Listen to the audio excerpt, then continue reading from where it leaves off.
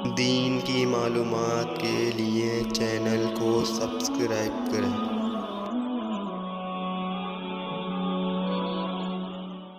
محترم ناظرین کرام، السلام علیکم ورحمۃ اللہ وبرکاتہ۔ سامعین کرام،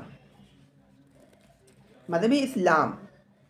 اپنے ماننے والوں پر دو طرح کے حقوق واجب کرتا ہے، جن میں سے ایک قسم ہے حقوق اللہ کی اور دوسری قسم ہے حقوق العباد۔ حقوق اللہ کی ادائیگی کے لیے نماز، روزہ، زکوٰۃ، حج، یہ سب چیزیں فرض کی گئیں، اور حقوق العباد کی ادائیگی کے لیے مذہب اسلام نے رزق حلال کی تلاش کو فرض کیا، اس لیے کہ ہم حقوق العباد جب تک ادا نہیں کر سکتے ہیں جب تک کہ ہمارے پاس میں پیسہ نہیں۔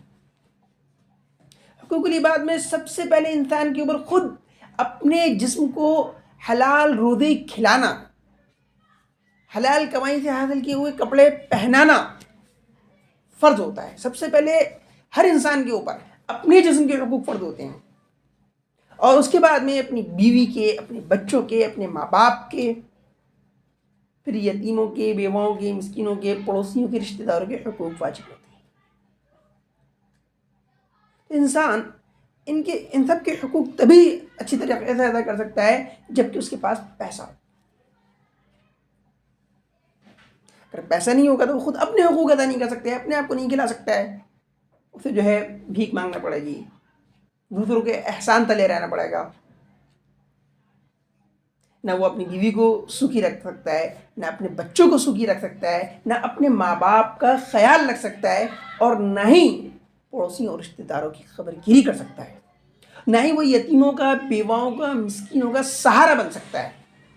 بلکہ وہ خود دنیا والوں کے اوپر ایک بوجھ بن جائے گا اگر وہ پیسہ نہیں کمائے گا۔ اس لیے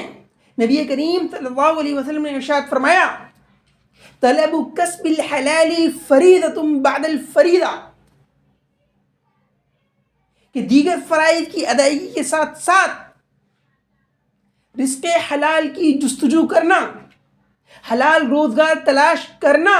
حلال طریقے سے پیسہ کمانا بھی فرض ہے۔ ایک مسلمان جو طاقتور ہے، تندرست ہے، توانا ہے، ہنرمند ہے، وہ کوئی کاروبار کر سکتا ہے، کوئی جاب کر سکتا ہے،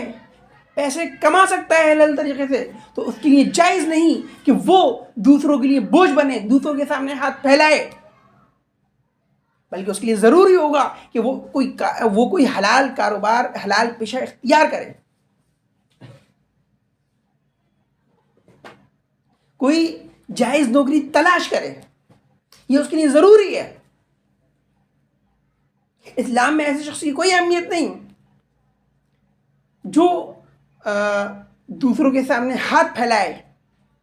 بیوی بچوں کے حقوق ادا نہ کرے، رشتہ داروں پڑوسیوں پر جو ہے احسان نہ کرے، لیکن مسجد کے اندر بیٹھ کر جو ہے 24 گھنٹے تسبیح پڑھتا رہے، رات بھر نفلیں پڑھتا رہے، اللہ کی عبادت جو ہے 24 گھنٹے کرتا رہے، لیکن حقوق العباد کی فکر نہ کرے، بلکہ دوسروں کے لیے بوجھ بن جائے۔ اسلام اس طرح کی تعلیم اپنے ماننے والوں کو نہیں دیتا ہے۔ یہ سنیاس کہلاتا ہے، رہبانیت کہلاتی ہے۔ یہ دوسرے مذہبوں کے اندر تھا، جیسے ہندوؤں میں ہوتا ہے کہ صاحب جو دیندار بننا چاہتے ہیں وہ گھر بار سب چیزیں چھوڑ کر جنگل میں چلے جاتے ہیں، وہاں کے پتے کھا رہے ہیں، تپسیاں کر رہے ہیں۔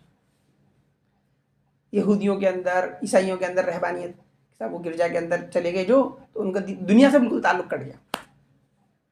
پھر ان لوگوں کو دیکھ کر جو ہے جو دنیا دار لوگ ہیں وہ دین سے بیدار ہونے لگتے ہیں، کہتے ہیں دین تو بڑا خطرناک ہے، دین پہ آؤ گے تو دنیا پوری چھوڑنی ہوگی، سب سے تعلق ختم کرنا ہوگا۔ تو دنیا دار لوگ جو کہتے ہیں بھئی یہ تو بس خاص لوگوں کا کام ہے، ہم نہیں کر سکتے۔ لیکن ہمارا مذہب اسلام اس طرح کی تعلیم نہیں دیتا ہے۔ اسلام کہتا ہے کہ آپ کو نماز بھی پڑھنی ہے، آپ کو روزہ بھی رکھنا ہے، آپ کو زکوٰۃ بھی دینی ہے، آپ کو حج بھی کرنا ہے، آپ کو ذکر بھی کرنا ہے، آپ کو تلاوت بھی کرنی ہے، لیکن اسی کے ساتھ ساتھ آپ کو حلال طریقے سے پیسے کما کر اپنی دنیاوی ضرورتوں کو بھی پورا کرنا ہے، اپنی بیوی کا خرچہ بھی اٹھانا ہے، اپنے بچوں کو بھی پالنا ہے، اپنے ماں باپ کا خیال بھی رکھنا ہے، اپنے پڑوسیوں کی مدد بھی کرنا ہے، اپنے رشتہ داروں کی خبر گیری بھی کرنا ہے، یتیموں بیواؤں مسکینوں کا سہارا بھی بننا ہے۔ یہ ہے ہمارے مذہب اسلام کی تعلیم۔ وآخر دعوانا ان الحمد للہ